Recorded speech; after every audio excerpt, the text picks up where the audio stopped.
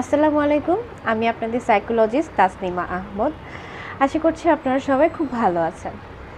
আজকে victim blaming সম্পর্কে জানব এবং এটা করার যে উপকারিতা বা অপকারিতা বা যেটাই হোক সেই জিনিস সম্পর্কে জানব।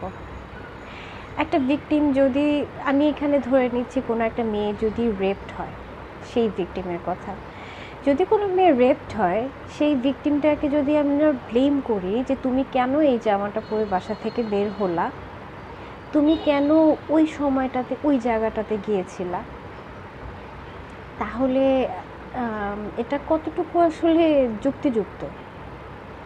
যে কিনা রেপটা করলো তাকে যদি আমি এইভাবে লং টার্ম ছাড়টা দিয়ে দিই, তাহলে কি আপনার মনে হয় না যে সমাজে আসলে ন্যায় বিচার কোনোদিনও কোনোভাবে প্রতিষ্ঠা পাবে না?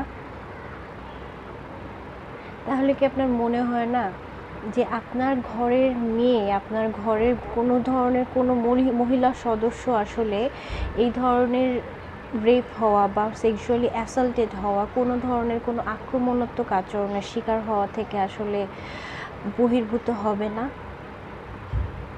কেন আমরা ভিকটিমকে সবসময় ব্লেম দিই এবং যে পারপিট্রেটর, যে নাকি অপরাধটা করলো তাকে ছাড় দিই? উত্তরগুলো জানাবেন। আল্লাহ হাফেজ।